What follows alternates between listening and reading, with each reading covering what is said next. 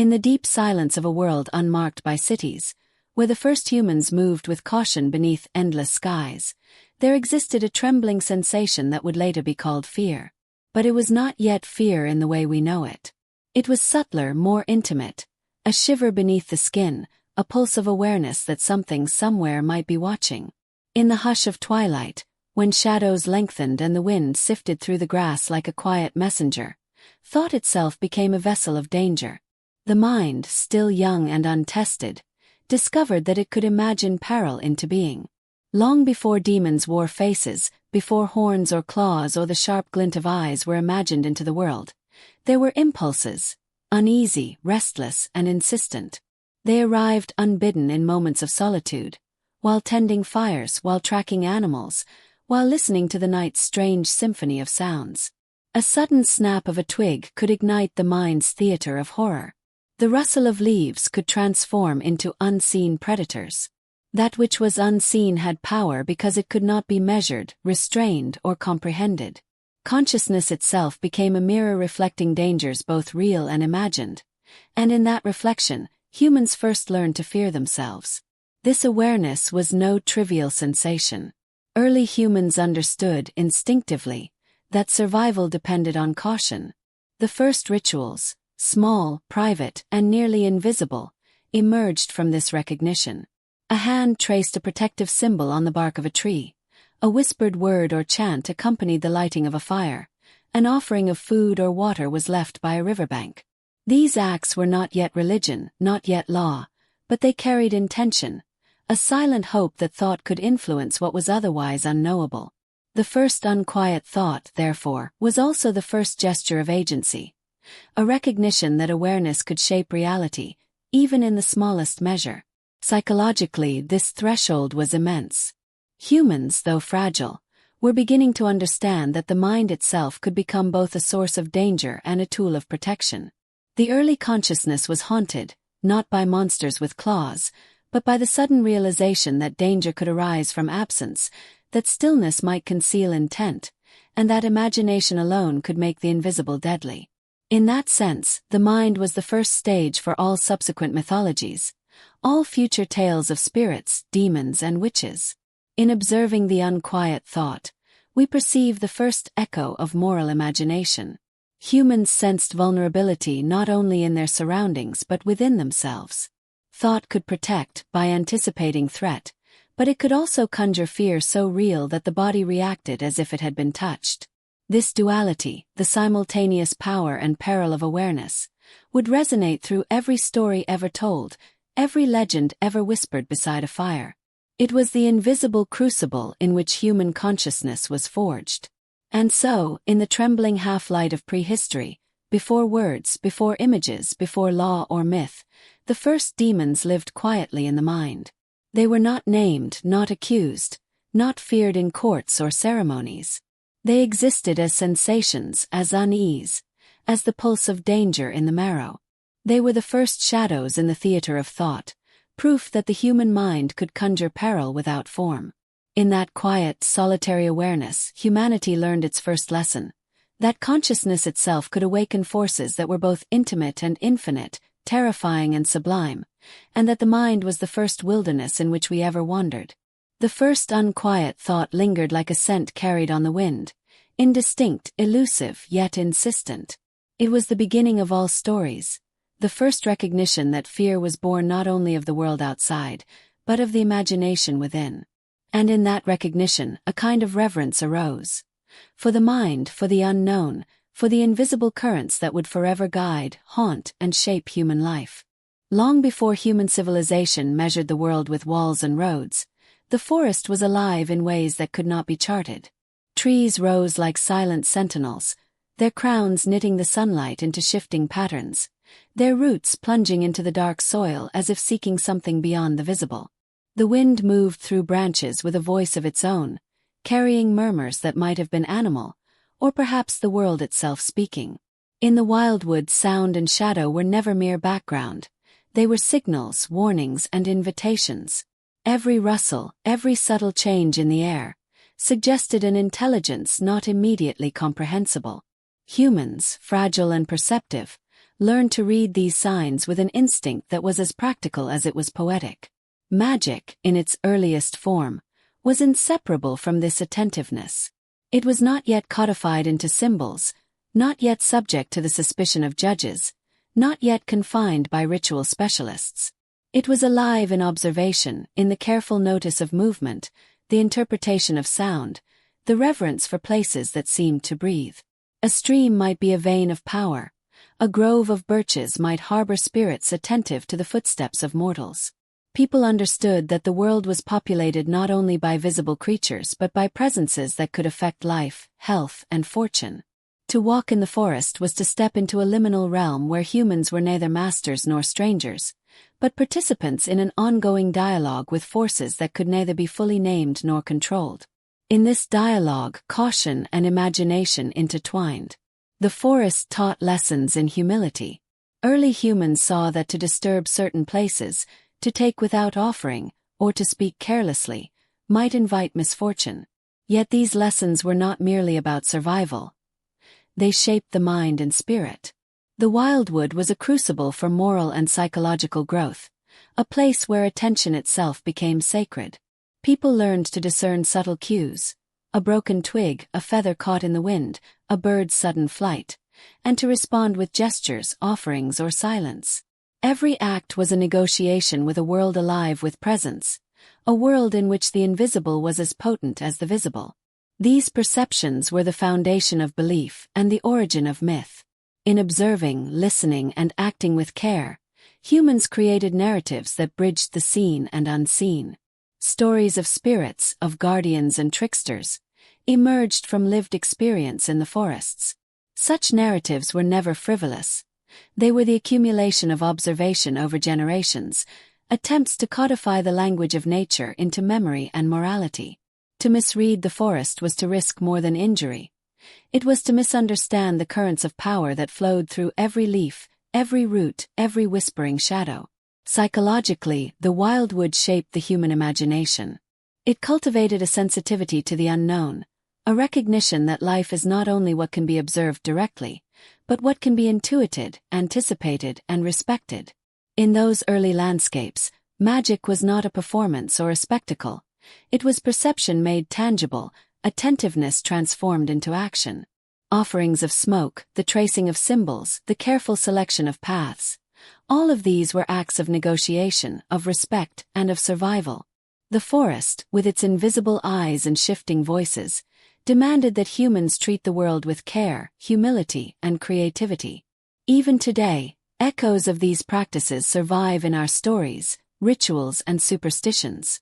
The wildwood remains a metaphor for the unseen and unknown, for the quiet powers that shape our lives in ways both subtle and profound.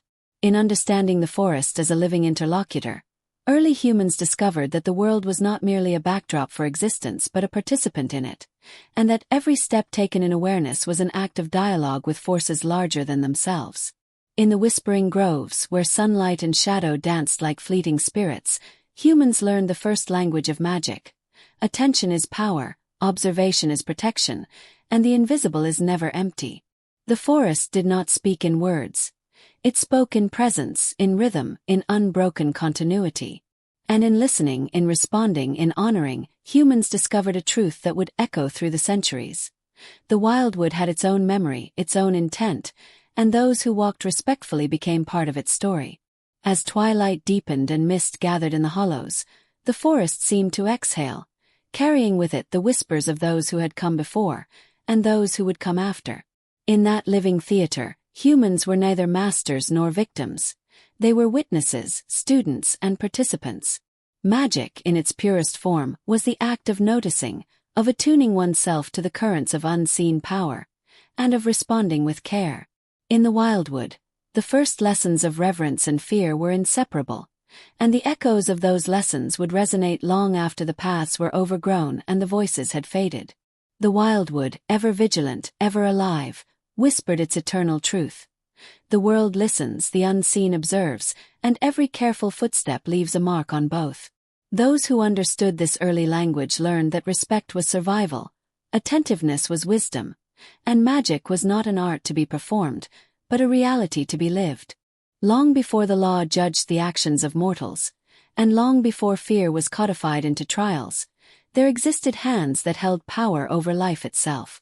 They were hands that crushed leaves into powders, that traced sigils upon skin, that poured water into hollowed bowls while whispering words older than memory. These hands were neither wholly sacred nor wholly feared. They were instruments of survival, vessels through which knowledge, intention, and the invisible flowed. In villages scattered across the landscapes of early humanity, the healer's hand was a bridge between the material and the unseen, between flesh and spirit, between what could be measured and what could only be intuited. In the quiet hearths of primitive dwellings, knowledge was passed through repetition, observation, and lineage. Mothers taught daughters which roots could staunch bleeding, which barks could soothe fevers, which charms might ease the restless soul. Wandering wise people carried secrets from settlement to settlement, their knowledge a fragile currency that combined observation, instinct, and ritual. There was no written text, no structured school, only memory, meticulous attention, and the constant negotiation with forces humans could not fully comprehend. In such a world, healing was inseparable from magic, and magic was inseparable from survival. Yet the same hands that brought relief could also provoke dread. Illness, misfortune, and sudden death could be interpreted as the consequence of action or inaction, of blessing or curse. A healer whose treatment failed risked not only the patient's life, but the fragile trust of the community. In a world where cause and effect were often invisible, where the threads of life were tangled and uncertain, suspicion was as natural as gratitude. The hand that healed was, inevitably, also the hand that could harm, even if unintentionally. And so fear and reverence were inextricably linked. Anthropologically, this duality shaped the earliest human experience of power.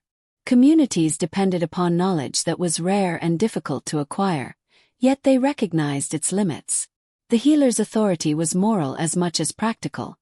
It relied on the recognition that the forces at work were beyond ordinary comprehension. To administer a potion, to chant over a wound, to trace a protective mark, was to act in alignment with the currents of nature, spirit, and perception. Humans understood intuitively that mastery over these currents required respect, attentiveness, and humility. It was a delicate balance. Too much confidence risked misfortune, too little action risked neglect. The psychological weight of this knowledge was immense.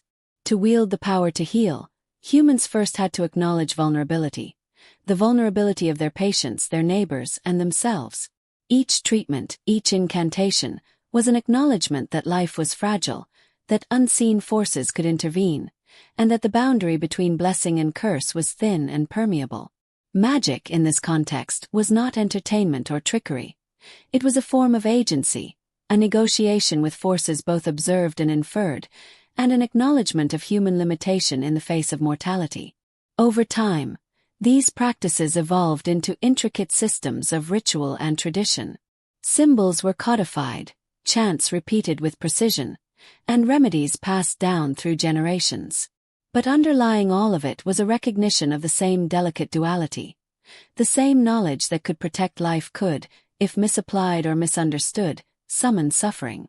Every gesture carried moral weight, and every outcome, positive or negative, was interpreted as evidence of alignment or misalignment with the unseen. In this way, early human society learned to temper curiosity with caution, experimentation with respect, and insight with humility. Even today, traces of these practices remain in folk medicine, in charms, in stories of wise women and wandering healers whose abilities bridged the natural and the supernatural. The legacy of these hands is not simply in the remedies they left behind, but in the understanding they fostered. That power is inseparable from responsibility, that knowledge is inseparable from awareness, and that the human mind is always negotiating with forces larger than itself. The hands that healed and harmed remind us that early magic was not abstract. It was a practical, lived experience, shaped by observation, intuition, and ethical understanding. In imagining these hands moving through space and time, we can glimpse a world in which humanity first wrestled with the paradox of influence. The realization that what we touch, what we act upon, and what we know can reverberate in unseen ways. These were not the hands of sorcerers in legend, but the hands of ancestors navigating the delicate thresholds of life, health, and unseen possibility. Each gesture carried significance, each action could shift fate, and each moment of attention was a dialogue with the hidden forces that surrounded them.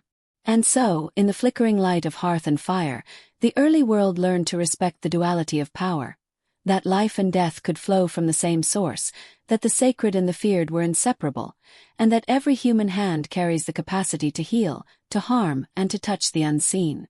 The hands that healed and harmed were the first human instruments of agency, teaching lessons about responsibility, respect, and the invisible currents that shape existence. They remind us that magic was never merely spectacle.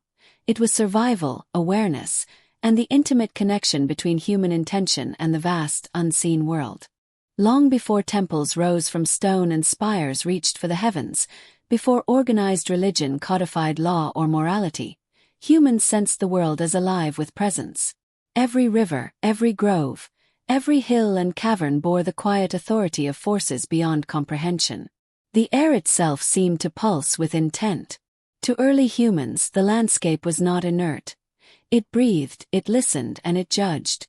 There was a subtle, omnipresent intelligence that could grant favor or withdraw it, and humanity responded with attention, ritual, and awe. Magic, in its earliest form, was inseparable from divinity. It was a language through which the mortal and the eternal spoke to one another. In scattered settlements across the world, people built the first altars, often no more than a pile of stones, a carved symbol, or a circle of offerings. They whispered to the wind, to the trees, to the waters, hoping that attention and intent could influence outcomes. Crops were tended not only with labor but with prayer. Illness was met with both medicine and supplication. Childbirth, hunting, and every turning of life's wheel were accompanied by gestures meant to honor unseen forces. These acts were not mere superstition. They were deeply rational responses to a world that seemed alive in ways both benevolent and capricious. Magic and divinity were one and the same: interaction, negotiation, and reverence. Across civilizations that would rise and fall, the gods were perceived not as distant overseers but as intimate presences entwined with daily existence. In Mesopotamia, a single misstep might offend a deity whose favor ensured the fertility of fields. In the forests of northern Europe, a grove might house spirits attentive to the behavior of the living. In the river valleys of Africa, water spirits dictated the rhythm of life and death. Humanity observed, interpreted, and acted in accordance with these presences, slowly creating ritual, narrative, and law that sought to codify the interaction between mortal action and divine consequence. Magic, then, was a form of diplomacy, silent, attentive, and potent. Psychologically, these interactions shaped consciousness. Humans learned that life was not solely determined by immediate cause and effect, but also by alignment with forces that could neither be seen nor fully understood. Each offering, each chant, each symbol etched into the earth was a demonstration of awareness and humility. To offend the divine was to court misfortune. To honor it was to ensure protection. Even in uncertainty, these practices cultivated a sense of order, meaning, and agency in a world otherwise fraught with unpredictability. The human imagination, ever vigilant, transformed these experiences into myth. Tales of gods, spirits, and ancestral forces were born not from whimsy but from necessity. Attempts to record, transmit, and interpret the invisible forces that shaped existence. These narratives served as both instruction and memory, a bridge between what was observed and what could only be intuited. They became repositories of ethical and practical guidance, teaching the young and reminding the old that the world was always alive, always responsive, and always intertwined with human action. Even as civilizations rose and fell, and as the tangible traces of early gods faded into ruin, the memory of their presence remained. Echoes survive in the stories passed down through generations, in rituals that outlast their original meaning, and in the subtle intuition that the world is more than what can be measured. Humanity never truly abandoned this awareness. It merely transformed it, codifying belief into organized systems, yet always retaining the ancient recognition. Life itself is threaded with powers beyond comprehension, and attentive action resonates beyond the seen. In these earliest practices, magic and reverence were inseparable. to tend a field, to care for a sick child, to navigate the forest, or to cross a river was also to negotiate with forces beyond mortality. Magic was not spectacle, it was recognition. It was the deliberate alignment of human action with the currents of the invisible. Those who observed carefully, who acted with respect, and who acknowledged the unseen were safer, healthier, and more attuned to the rhythms of life. Those who ignored these forces often found themselves at the mercy of circumstance, misunderstanding, or misfortune. And so, the memory of gods endured, not merely as figures of imagination, but as living echoes in the human mind. They shaped morality, perception, and survival long before codified law or written text. In honoring these presences, early humans cultivated awareness, humility, and the first forms of ethical imagination. In doing so, they built the foundation of a worldview in which life, death, and the unseen were inextricably intertwined, a world where magic was simply the act of noticing, honoring, and responding to forces larger than oneself. In the hush of a quiet grove, in the pulse of a river's current, in the flicker of a fire casting shadows across stone and leaf, we can still sense that memory. The gods of the first human heart were intimate, attentive, and ever-present, whispering to those who would listen that the world was alive, that our actions matter, and that the invisible currents of power are always flowing. In remembering them, we remember the earliest language of magic: reverence, attentiveness, and the understanding that life itself is never empty of meaning. Before the clang of the gavel, before parchment bore the weight of accusation, humans gathered around fire. The flickering flames were more than warmth and light. They were a bridge between the known and the unknown, between survival and imagination. In the deep hush of night, shadows danced across walls and trees, and the fire's glow seemed to breathe, to pulse, to shape reality itself. Every crackle, every spark, was imbued with possibility, both sacred and perilous. In these moments, the world outside the circle of light was vast, dark, and alive, and humanity was acutely aware that unseen forces moved in silence beyond its edges. Fires were the first theaters of magic. Early humans did not distinguish sharply between the natural and the supernatural. To burn herbs and roots, to draw symbols in the ash, to whisper words over smoke, was to participate in a dialogue with forces beyond the visible. The act of tending fire was itself an invocation. It acknowledged power, requested protection, and sought to align human intention with the rhythm of the universe. Communities learned that fire could not only illuminate the night, but also ward off unseen danger, attract attention, and focus human awareness on what truly mattered. It was both practical and sacred, a vessel through which the invisible world could be addressed and appeased. These rituals were not imposed by law or hierarchy. They were instinctive, born of observation and necessity. Early humans discovered that accidents, illness, or misfortune often coincided with neglect, inattention, or the breaking of patterns. By tending the fire carefully, offering smoke, or tracing symbols into the embers, they sought to negotiate with the unseen. In this sense, magic was a form of attentiveness, an acknowledgement that survival depended not only on strength, skill, or luck, but on understanding and honoring forces beyond immediate comprehension. Fire became the fulcrum of this recognition, a living symbol of human agency in a world of uncertainty. The duality of fire, its capacity to both create and destroy, mirrored the duality of human action. Just as flame could warm and cook, it could also burn and consume. So too could the unseen forces that humans sought to influence. This understanding created the first moral consciousness surrounding magic. Every action had consequences, even when the consequences were unseen or delayed. The fire taught attention, responsibility, and humility. One must respect what is potent, for mismanagement could invite calamity, just as careful tending could ensure safety, fertility, or health. Psychologically, these early practices shaped the way humans perceived power, intention, and morality. The circle of fire marked a sacred boundary between community and wilderness, known and unknown, seen and unseen. Within that circle, humans rehearsed the negotiation of fate, observing the effects of their actions, interpreting omens, and developing an early ethical framework. Magic was never frivolous. It was lived experience, teaching lessons of cause and effect, patience, and the necessity of reverence. In essence, fire was both mirror and teacher, reflecting the human mind's fears and hopes, while guiding action in alignment with forces greater than itself.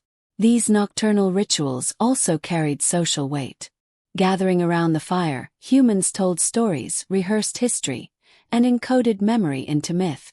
The dance of flame upon faces and trees reinforced collective knowledge, embedding caution, observation, and moral lessons into narrative form. Magic was thus inseparable from culture, morality, and memory. The first human societies learned that the invisible world could be honored, appeased, and engaged, and that these engagements were crucial for both survival and cohesion. Even as civilizations emerged, with law and religion codifying behavior, the lessons of fire persisted. They echo in ceremonial fires, sacred hearths, and the enduring symbolism of flame in myth. Fire remains a conduit between worlds, a reminder that humans have always sought to translate attention, intention, and respect into action, and that magic, the act of negotiating with the unseen, is rooted in the tangible, in the heat, light, and presence of a living flame. In these ancient nights, before accusations or courts, before guilt was defined and judgment codified, fire illuminated the balance of life and the fragile human presence within a larger, unknowable universe. It taught that intention matters, that the unseen is potent, and that attentiveness can both protect and transform. And in the quiet moments when flames burned low and the shadows deepened, early humans felt the hum of existence itself. Alive, attentive, and ever watchful. The first fires, then, were more than survival, they were communion. They were the first stages upon which humans learned to navigate the invisible, negotiate with power beyond comprehension, and bear the moral weight of action. They were a light in the darkness, not only of the forest, but of human understanding. And in the flicker of embers, humanity first learned that even the smallest act, done with respect and awareness, could echo far beyond the immediate, touching both the seen and unseen, and shaping the fragile, luminous tapestry of life. In the dim, fragile world of early humanity, misfortune was never merely coincidence. A sudden illness, a failed hunt, a storm that tore crops from the earth, these were more than events. They were reflections of an invisible order, warnings or judgments from forces that humans felt but could not name. Every misstep, every loss, became a mirror in which society glimpsed its vulnerabilities. To early people, the world was alive with attention. The earth observed, the sky responded, and every unheeded pattern might ripple outward as calamity. In villages scattered across landscapes both harsh and fertile, humans sought patterns in the randomness of suffering. Illness might follow neglect, a failed hunt might coincide with a broken ritual, a sudden death might be traced to disrespect or improper action. In this intricate web, magic was not superstition, it was a system of observation and accountability. The misfortune itself was both teacher and message, and humans learned to interpret the invisible lines connecting action and consequence. They began to see that what they did, or failed to do, was inseparable from the currents of fate, the favor of unseen forces, and the delicate balance of survival. Anthropologically, this awareness shaped human understanding of causality, responsibility, and morality. Communities codified behaviors, rituals, and taboos as a way to negotiate misfortune. A healer's failure became a lesson, a neglected offering a portent, and a pattern of misfortune a narrative that demanded attention. Magic became a language of prediction and correction. Gestures, chants, and small sacrifices were responses to misfortune, aimed at restoring harmony. Humans learned that attention and care could influence outcomes, that negligence could invite harm, and that the line between agency and fate was both narrow and profound. Psychologically, the mirror of misfortune imposed a kind of humility. Humans discovered that even the smallest act might reverberate in ways unseen. Every choice, what to plant, what to eat, how to treat a neighbor, was filtered through the awareness of potential consequence. Misfortune was a teacher. It demanded attentiveness, foresight, and reflection. Those who ignored its lessons risked repetition.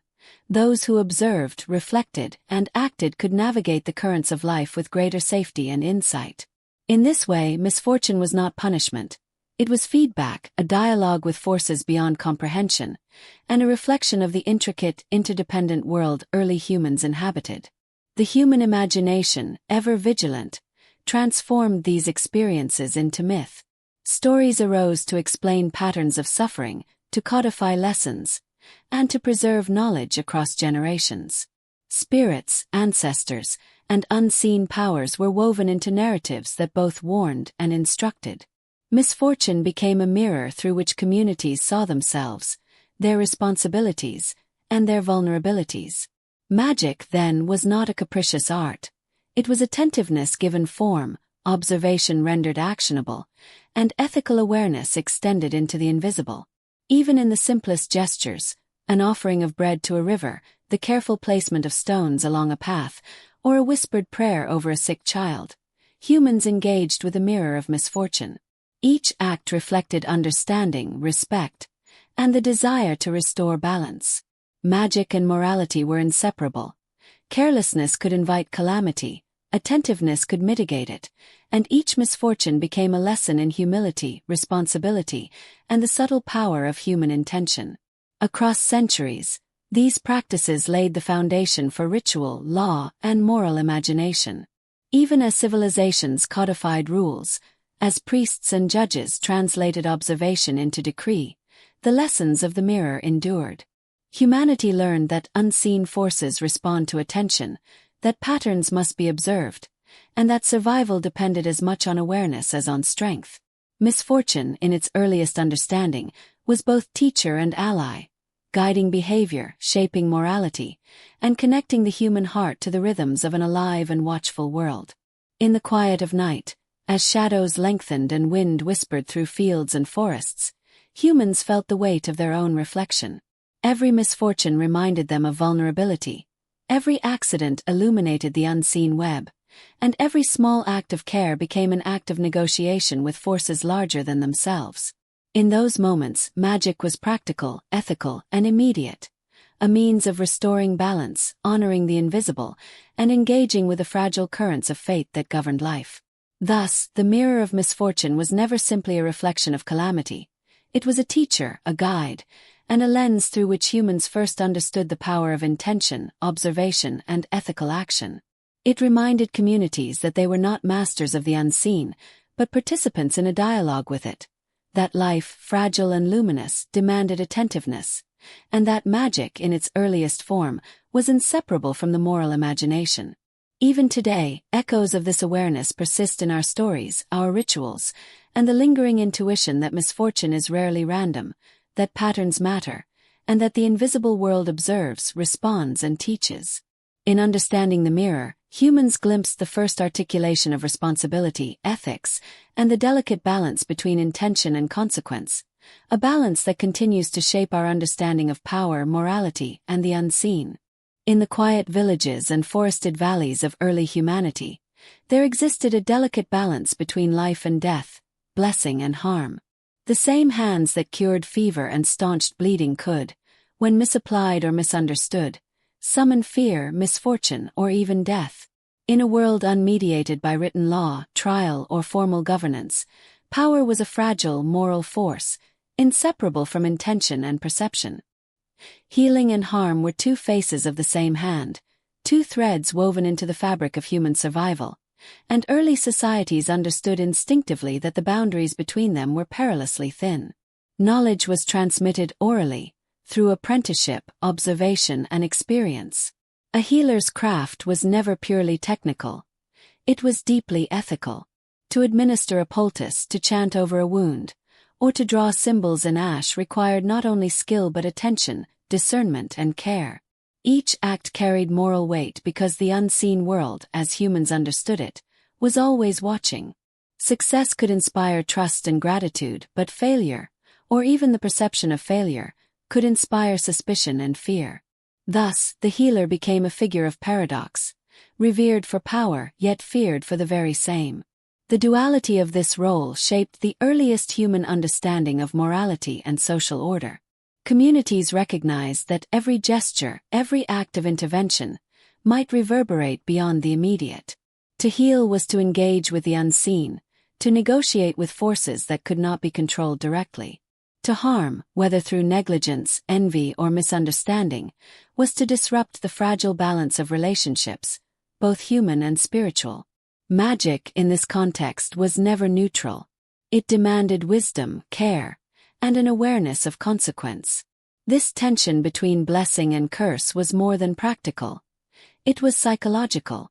Humans lived intimately with uncertainty.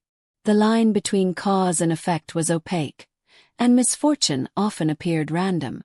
In this context, the perception of power could inspire awe or dread. The same practitioner who brought relief might be called upon to explain illness, failure, or death.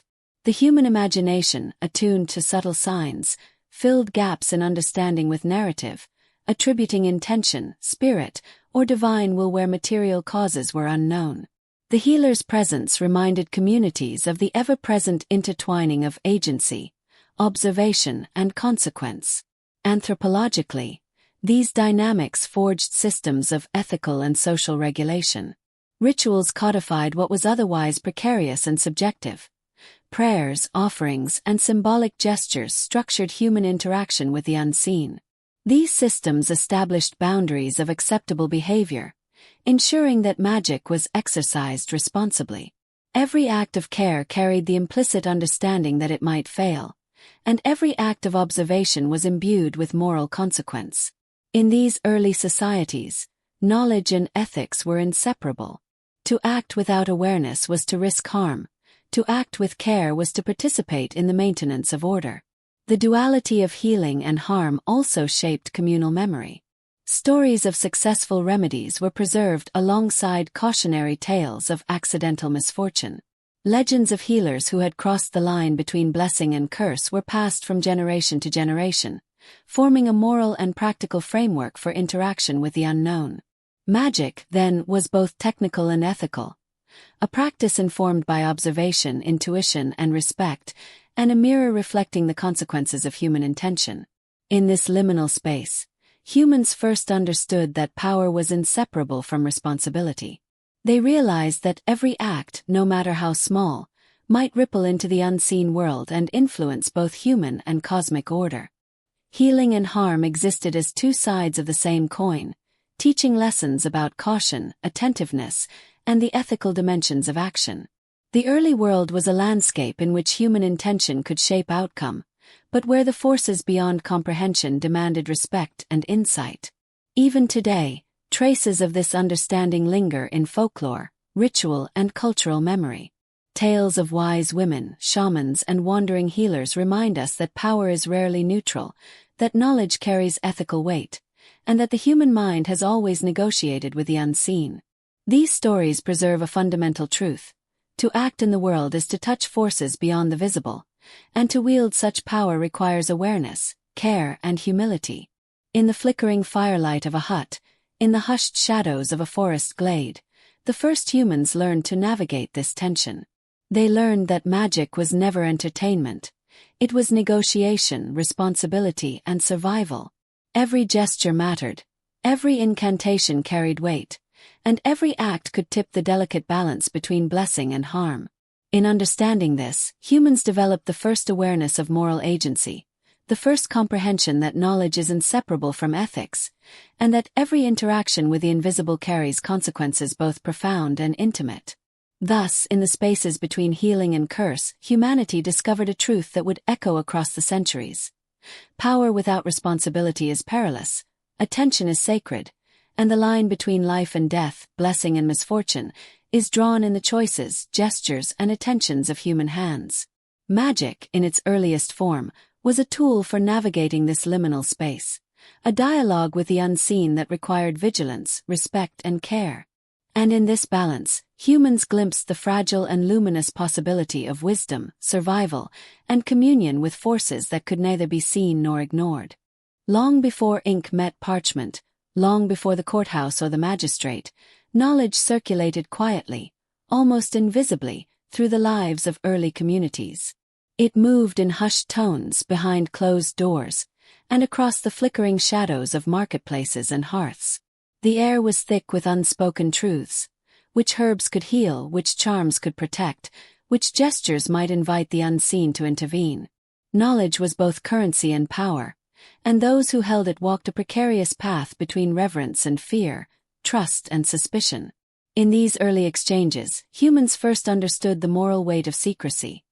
That information, like fire, could warm or consume, protect or destroy. Markets were not merely centers of trade in food or tools, they were theaters of subtle negotiation, of observation and interpretation.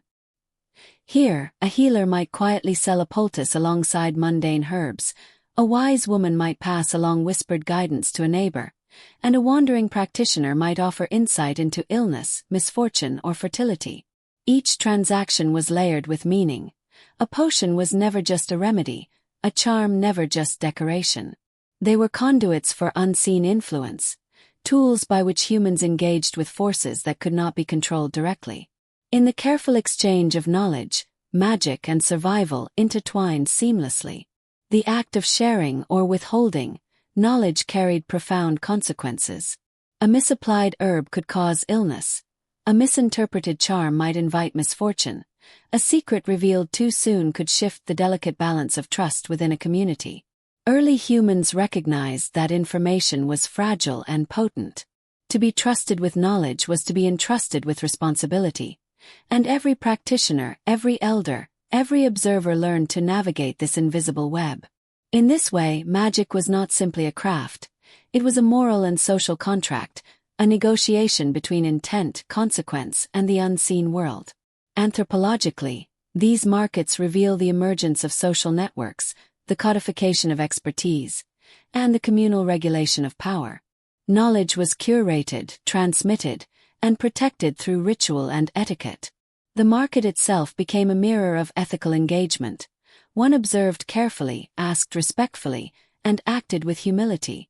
In this delicate ecosystem, humans learned that attention, discretion, and moral awareness were as crucial as skill or intuition. Secrets were not only practical, they were essential to the cohesion and survival of communities navigating an uncertain world. Psychologically, the market of secrets shaped the imagination, the sense of ethical responsibility, and the perception of power. To know was to wield influence. To act on that knowledge was to risk favor or retribution, blessing or curse. In these exchanges, humans first experienced the subtle weight of moral agency. They learned that knowledge, like a flame, must be handled with care, and that its consequences might ripple far beyond immediate perception. Magic, in this context, was never abstract. It was lived, negotiated, and intimately tied to human survival and social cohesion. These quiet exchanges also seeded mythology. Stories of cunning healers, clever diviners, and the mysterious outcomes of secret knowledge formed the basis of legends and moral instruction. Such tales preserved the memory of power exercised responsibly, or irresponsibly, and served as warnings, guidance, and instruction for generations. The market of secrets was therefore both practical and symbolic, a space where the human mind grappled with uncertainty, authority, and the ethical dimensions of engagement with the unseen. Even as civilizations grew and literacy spread, these lessons endured. The whisper of a remedy, the careful transmission of an observation, and the moral responsibility of knowledge remain embedded in folklore, in ritual, and in cultural memory. The earliest humans understood that magic was inseparable from discretion and moral awareness, and that survival depended not just on skill but on the careful negotiation of what could and should be known. In observing the market of secrets, we glimpse a world where the invisible guided behavior as powerfully as the visible. Humans learned that every act of knowledge carried consequence, that secrecy could protect as much as it constrained, and that the careful circulation of information was a form of moral and magical engagement. In these early exchanges, magic was not spectacle. It was survival, ethics, and the delicate balance between insight and responsibility. And so, the market of secrets became a crucible for human understanding. Every transaction, every whispered instruction, every guarded piece of knowledge was an engagement with forces larger than oneself. Humans learned to measure their influence, to temper their curiosity, and to respect both the seen and the unseen. In this delicate interplay of trust, observation, and intent, the first systems of ethical magic were forged. a world in which knowledge itself was sacred, and where power in its quietest form was inseparable from responsibility. In the quiet hours before dawn, when the wind carried the scent of earth and dew, early humans came to understand a profound truth. Every action is a thread, every gesture a stitch in the vast tapestry of life. The world was alive not only with visible creatures, but with subtle, unseen currents of power. Misfortune, health, fertility, and death were not random, but the intricate outcome of countless interwoven choices, both human and divine. In this awareness, the first humans glimpsed what we might now call destiny, but it was less a fixed path than a fragile weave, responsive to attention, care, and intention. Every act carried weight. A hunt taken in anger could disturb the spirits of the forest. A child's cry left unattended could invite unseen harm. A ritual performed hastily could unravel protection. Humans recognized instinctively that the smallest oversight could ripple outward, and that survival depended on attentiveness to both seen and unseen forces. Magic in this context was not spectacle but consequence, the understanding that what one did, said, or failed to do was connected to threads that stretched beyond immediate perception. The loom of consequence was the first moral geometry, a web in which action and outcome were inseparable, and where responsibility extended to realms beyond ordinary sight. In practice, this web shaped ritual and observation. Communities taught attentiveness to the young and reinforced it through repeated gestures, songs, and offerings. Harvests were prepared with care and gratitude. Hunting and fishing were accompanied by rites honoring the creatures taken. Illness was addressed with both remedies and ritual. In every domain, humans learned to measure their actions against the balance of unseen forces. These practices were not merely superstition. They were pragmatic systems of social and ecological awareness, grounded in observation and refined through experience. Anthropologically, the loom of consequence illustrates the earliest human understanding of causality and ethical responsibility. Communities recognized that outcomes were rarely isolated. They were connected in a lattice of human intention, natural cycles, and spiritual presence. To act without awareness was to risk harm. To act with care was to influence outcomes favorably. Magic was the medium through which this understanding was codified into daily practice. Rituals, offerings, and charms functioned as both guidance and measurement, ensuring that human behavior remained aligned with the complex networks of life, death, and unseen influence. Psychologically, the awareness of consequence nurtured humility and attentiveness. Humans learned that power was inseparable from responsibility, and that every act, no matter how small, resonated far beyond immediate perception. The web of cause and effect, visible or invisible, demanded reflection. In understanding this, early humans cultivated moral imagination, the capacity to foresee outcomes, to honor unseen forces, and to align action with both survival and ethical care. Magic, in this sense, was never frivolous. It was the conscious engagement with consequence, a framework for anticipating and shaping the fragile balance of life. Stories arose from this awareness, preserving lessons and amplifying memory. Tales of villages spared disaster through care, or of misfortune visited upon negligence, were shared around fires and across generations. These narratives encoded patterns of attention and ethical action, teaching that the threads of life are woven with both human and unseen hands. Through story, humans learn to navigate the delicate balance between intention and effect, understanding that the consequences of action are rarely confined to a single moment or person. Even today, the principle of the loom of consequence resonates. We sense that small choices can reverberate unexpectedly, that care and attention can shape outcomes, and that ethical awareness is inseparable from action. Early humans understood this intuitively, long before the invention of courts or codified law. Magic, ritual, and careful observation were practical tools for managing the interconnectedness of existence, a system that demanded both attentiveness and moral imagination. In the hush of a forest glade, or the quiet of a hearth before dawn, one can imagine the first humans recognizing this invisible loom. Each movement, each gesture, each word contributed to a web that extended beyond their sight, yet was felt with every step. In this understanding, life was neither simple nor linear. It was an intricate fabric of interdependence, in which humans participated consciously, observing, negotiating, and shaping the flow of fate with attention and care. Thus, the loom of consequence became a foundational principle of human experience. It taught that the world is responsive, that every act matters, and that survival and morality are inseparable. In honoring these threads, early humans discovered the first conscious integration of ethics, awareness, and action, a system of living in which magic was a guide, and consequence the teacher. In the delicate interplay of intention and effect, humans first understood that life is not a series of isolated events but a continuous weave. Every choice, every act of care or neglect, became a thread, and every thread reverberated through both the visible and invisible worlds. The loom of consequence is the quiet echo of this earliest wisdom, that attention shapes reality, that ethics are inseparable from action, and that life itself is a tapestry woven of human intention, moral insight, and unseen power. Even in the earliest communities, trust was fragile. Humans lived in proximity to one another, sharing resources, stories, and rituals, yet beneath the surface ran currents of doubt and fear. Misfortune was rarely simple, and the unseen forces that shaped life were often interpreted through the lens of human interaction. When illness struck, livestock died, or crops failed, attention turned not only to natural causes but to neighbors, strangers, and those who claimed knowledge of the unseen. Suspicion, like a shadow cast by the flickering firelight, stretched long across these fragile societies, shaping behavior and belief. Magic, in its intimate form, was inseparable from perception. Those who healed, divined, or predicted misfortune wielded knowledge that was both powerful and opaque. Their skill inspired gratitude, yet it also provoked fear. If the unseen could be influenced, who could claim that intentions were pure?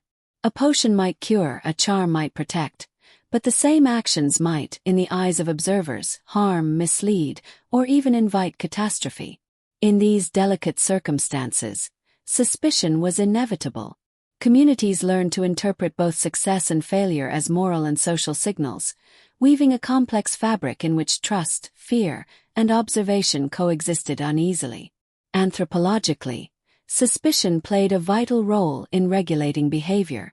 In societies without formal law, the perception of moral and magical integrity was paramount. A healer who failed might face ostracism. A practitioner whose knowledge seemed to advantage one over another might provoke envy or accusation. Communities developed subtle systems of checks and balances, codified not in writing, but in story, ritual, and social expectation. The invisible world and the human world were inseparable. Ethical integrity, attentiveness, and reputation were as crucial to survival as skill or knowledge. Suspicion, though uncomfortable, functioned as an essential social mechanism, ensuring that power was recognized and constrained. Psychologically, the presence of suspicion shaped the earliest human imagination. Humans became attuned not only to natural patterns but to the intentions of others. Every gesture, every word, every act of knowledge was interpreted within a web of consequence and morality. The mind learned to weigh outcomes against intent, to discern alignment or disruption in human and unseen relationships. Suspicion in this context was not merely distrust. It was a form of vigilance, a cognitive tool by which communities navigated uncertainty, and a reflection of the delicate interplay between visible action and invisible consequence. Stories arose to reinforce this awareness. Tales of practitioners betrayed, of envy transforming skill into harm, or of negligence inviting calamity served as cautionary guides. Magic was never neutral. It could inspire reverence, yet provoke fear. In narratives passed around firelight, suspicion was encoded as moral instruction. To act ethically was to honor the unseen, to act recklessly was to invite danger, and to neglect observation was to risk both human and cosmic consequence. These stories preserved collective memory, instructing generations on the delicate balance between trust, vigilance, and responsibility. Even everyday observation became a form of ethical practice. A misstep could provoke gossip, fear, or accusation, and communities learned to weigh their words and actions carefully. The unseen and the social were intertwined. ethical breaches, whether intentional or accidental, might resonate far beyond the immediate moment. Suspicion was a shadow cast by human and divine forces alike, a mirror in which communities glimpsed both vulnerability and moral expectation. In these subtle dynamics, early humans first understood the social and ethical dimensions of magic. Knowledge was not a tool to wield indiscriminately. It carried responsibility, accountability, and consequence. The balance between trust and suspicion maintained cohesion, guided behavior, and reinforced the moral frameworks that allowed small communities to survive in uncertain and often hostile landscapes. Magic, intention, and vigilance were inseparable. Each human action was a node in a complex web, observed by neighbors, by spirits, and by the invisible forces that shaped fortune and misfortune. Even today, echoes of this awareness persist. Suspicion, like a shadow, continues to shape human interaction, guiding attention, morality, and vigilance. The lessons of early communities remain visible in stories, rituals, and cultural memory. Power must be tempered with ethical integrity, knowledge must be exercised responsibly, and the unseen always watches. In the delicate interplay between trust and doubt, early humans first learned that survival depended as much on moral and social awareness as it did on skill, strength, or knowledge. In the half-light of dawn, as the fire's glow fades into the new day, the shadows of suspicion lingered, stretching across hearth and village. They reminded humanity that knowledge is potent, that attention is sacred, and that the balance between trust and vigilance shapes the fragile architecture of life. These shadows were neither purely feared nor purely reviled. They were guides, teachers, and mirrors, reflecting both human fallibility and the ever-present responsibility that accompanies the unseen forces with which humans have always engaged. Thus, suspicion became more than mere doubt. It became a moral compass, a mechanism for social cohesion, and a means of negotiating the unseen. In attending to both the visible and invisible, humans learned to act with care, to discern intention, and to honor the balance between power, responsibility, and consequence. In the shadows of suspicion, early communities discovered the delicate art of ethical awareness, and the enduring lesson that vigilance, like magic itself, is inseparable from human survival. From the first flicker of firelight to the quiet hum of dawn over forest and river, humans carried knowledge as both gift and burden. Knowledge was never neutral. To understand the properties of a root, the movement of the stars, or the currents of illness was to possess power. The ability to heal or harm, to protect or endanger, to shape fate in subtle but irrevocable ways. And yet, with every lesson learned, with every secret uncovered, came the profound awareness of responsibility. Knowledge bore weight because the unseen world always watched, and because every action taken in its light could reverberate far beyond immediate perception. In early communities, knowledge was curated, guarded, and transmitted with care. It was a form of social currency but also moral obligation. The practitioner, the wise elder, the healer, they were stewards of information that could affect life and death, fortune and misfortune. To share knowledge recklessly was to risk harm. To conceal it entirely was to invite stagnation or loss. Every decision to act, to speak, or to remain silent carried consequences. This fragile equilibrium shaped the earliest systems of ethical thought. Humans understood instinctively that power divorced from responsibility was perilous, and that wisdom demanded attentiveness, humility, and moral discernment. Anthropologically, the stewardship of knowledge defined early human social structure. Communities depended upon those who could read signs, interpret patterns, and navigate unseen forces. Knowledge was practical. It was the ability to heal, predict, and negotiate with both nature and spirit. Yet it was also deeply ethical. The practitioner's skill was inseparable from the duty to wield it wisely. In this sense, early humans codified morality not only through ritual, story, or taboo, but through the very act of knowledge sharing itself. Each exchange, each observation, each careful instruction was both pragmatic and moral, ensuring that power and responsibility moved together in balance. Psychologically, the weight of knowledge shaped the human imagination and conscience. Awareness of potential consequences, of unseen currents, and of the delicate balance between action and outcome fostered a consciousness attuned to care, attentiveness, and foresight. Humans learned that every choice was a dialogue with both the visible and invisible worlds, and that mastery over knowledge was inseparable from ethical reflection. Magic, in this context, was a lived practice, not merely the application of skill, but a continuous engagement with moral, social, and natural consequences. This burden manifested in stories, rituals, and oral histories. Tales of healers whose wisdom saved or cursed, of shamans whose insight brought clarity or calamity, were preserved not as entertainment, but as moral guideposts. Each narrative encoded lessons about the responsibilities of knowledge, the dangers of hubris, and the delicate interplay between human intention and unseen forces. In these stories, early humans reinforced the idea that power was inseparable from ethics, and that knowledge, once acquired, demanded care, humility, and discernment. Even everyday gestures reflected this awareness. Observing patterns in the sky, tending plants with care, and preparing remedies with deliberate intention were all acts in which knowledge carried moral weight. Humans understood that mastery over the unseen was not a right, but a responsibility, and that every action, even seemingly minor, could influence outcomes in profound and unpredictable ways. Knowledge was, in essence, a living instrument, requiring constant ethical calibration and attentiveness. The weight of knowledge also fostered the first human understanding of mentorship and lineage. Elders transmitted lessons not only to preserve survival, but to instill a sense of ethical responsibility.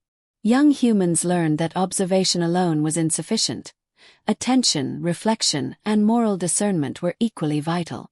In these quiet, deliberate transmissions, the seeds of human civilization were sown, the intertwining of skill, ethics, and social cohesion. Knowledge was not merely power. It was a covenant between the individual, the community, and the unseen currents that shaped life.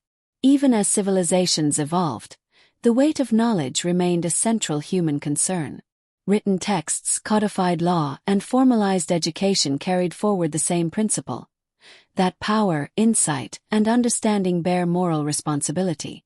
In every generation, humans continued to wrestle with the implications of knowledge.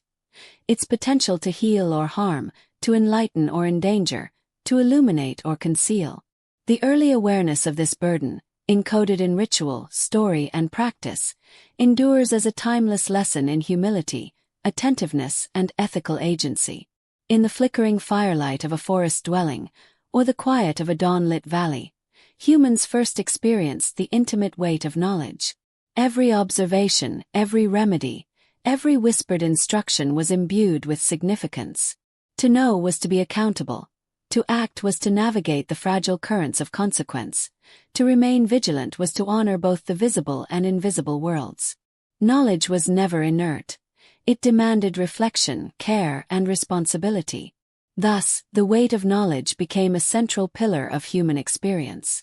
It taught that mastery is inseparable from humility, that insight is inseparable from ethical reflection, and that every human act resonates in ways both visible and unseen. Knowledge, once acquired, is a living force, demanding attentiveness, moral clarity, and recognition of the fragile, luminous web in which all humans participate. It is the first articulation of wisdom, the understanding that to see is to bear responsibility, and that to act is to engage with the enduring currents of life, fate, and the unseen. Fear is the quiet companion of awareness. In the earliest human settlements, it was neither irrational nor fleeting. It was practical, intimate, and profound. Night brought shadows, storms shattered routines, and illness struck without warning. The world was alive with forces unseen, its rhythms unpredictable, and survival depended on vigilance, intuition, and respect.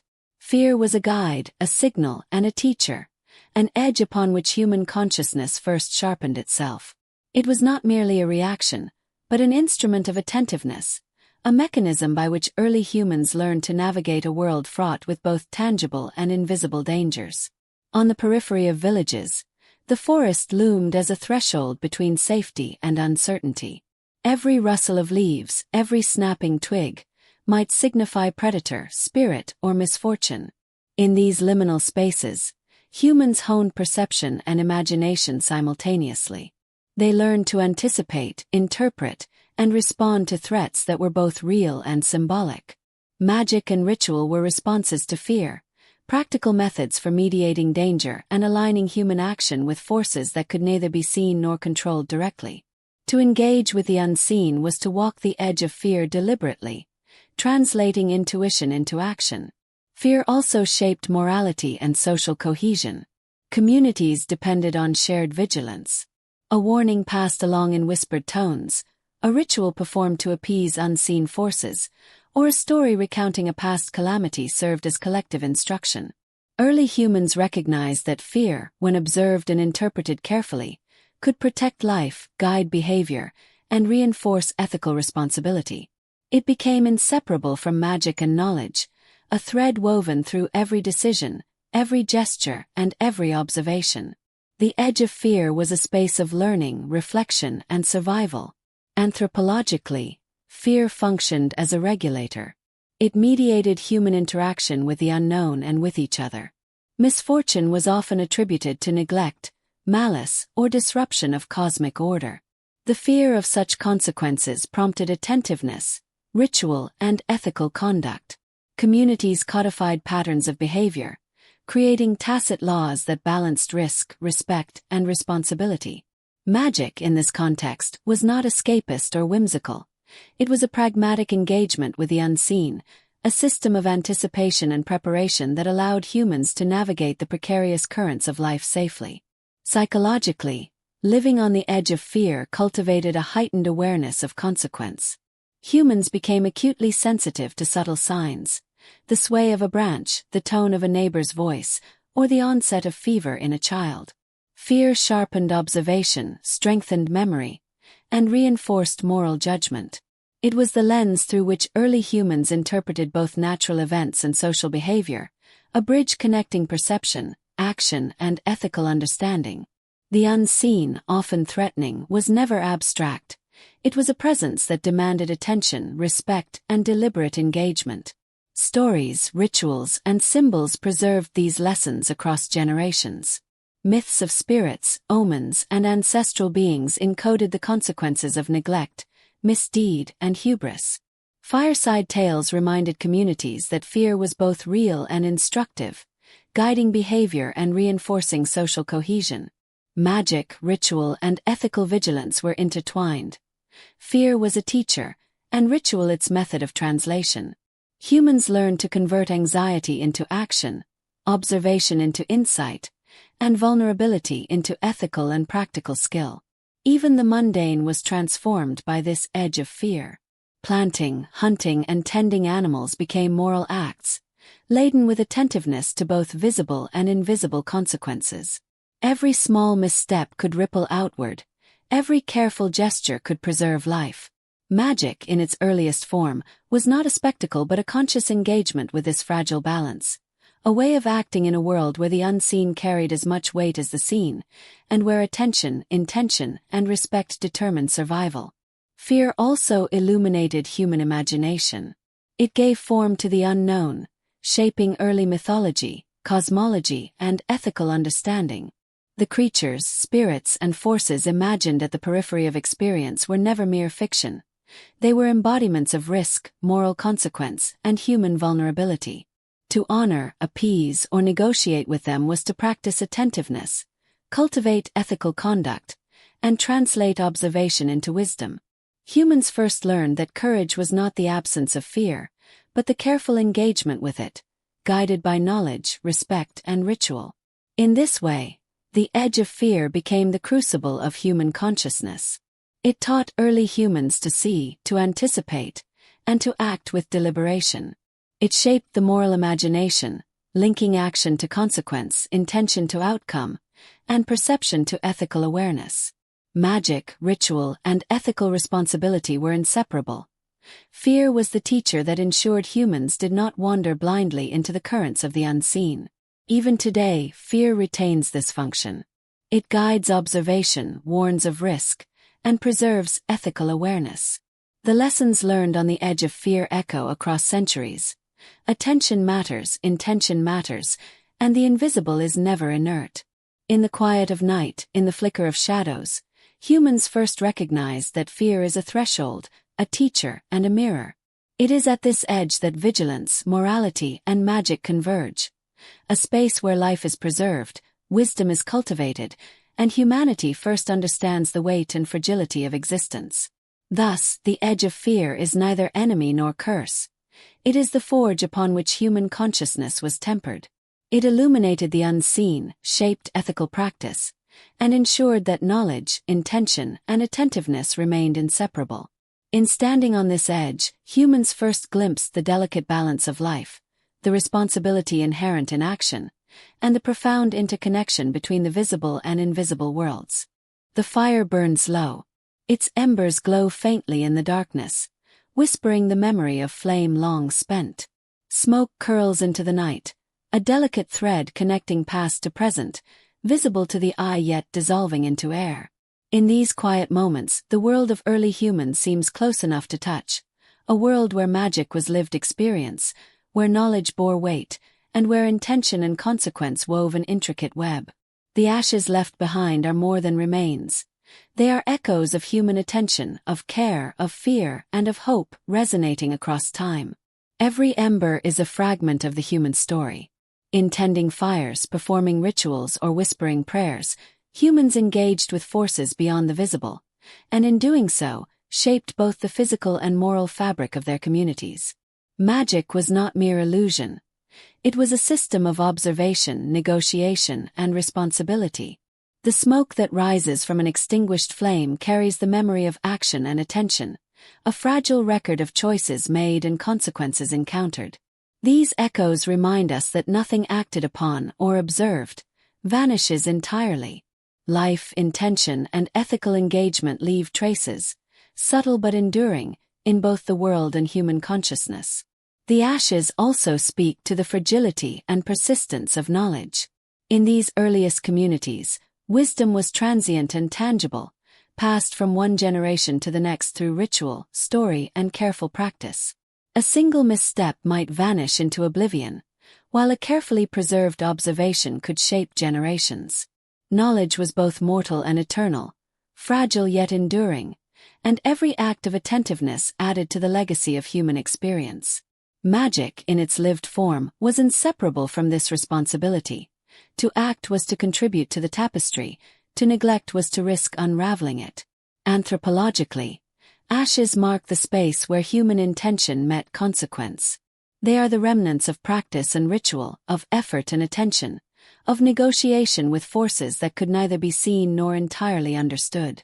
They are evidence of the earliest human systems of morality and responsibility, codified not in law or writing, but in observation, action, and communal memory. Every act, from the tending of the hearth to the careful administration of herbs, left traces that guided behavior, taught attentiveness, and shaped ethical engagement. The ashes are proof that human life was always a dialogue with both the visible and invisible, a fragile balance maintained through care, vigilance, and ritual. Psychologically, the echoes in the ashes evoke reflection on mortality, impermanence, and the interconnection of all things. Humans recognize that life is fragile, that knowledge must be preserved, and that the unseen world responds to attention, intention, and ethical action.